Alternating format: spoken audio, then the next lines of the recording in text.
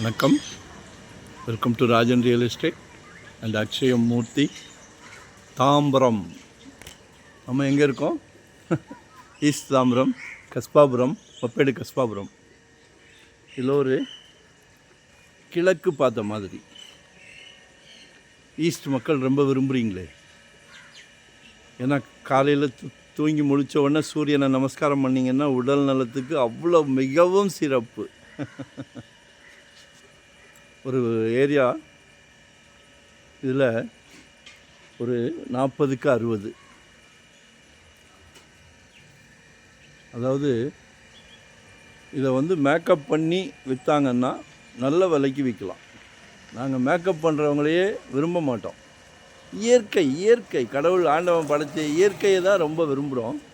நான் அதை காமிக்கிறேன் பாருங்கள். இதான் சைட்டு.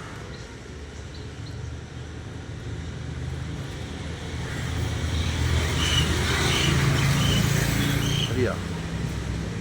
ஸோ நம்ம இதை எல்லா மரமும் வச்சுருக்காங்க. மாமரம், சப்போட்டா மரம், எலுமிச்சை மரம், புங்க மரம், தென்னை மரம், அப்படியே யூஸ் பண்ணாமல் வச்சுருக்காங்க. பொன் விளையிற பூமி. ஸோ நம்ம அதை வாங்கணும். 40க்கு 60, 150 கேட்குறாங்க. 1,50,00,000.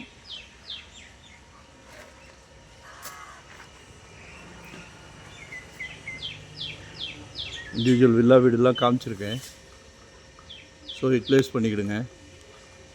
ஈஸ்ட் தாம்பரம் கேட்குறவங்க, ஏன்னா ஈஸ்டர்ன் பைபாஸ் பக்கம் இருக்குது, மொப்பேடு ஜங்ஷன் பக்கம் இருக்குது, எல்லாமே நியர்பை. கனெக்டிவிட்டி நிறைய இருக்குது.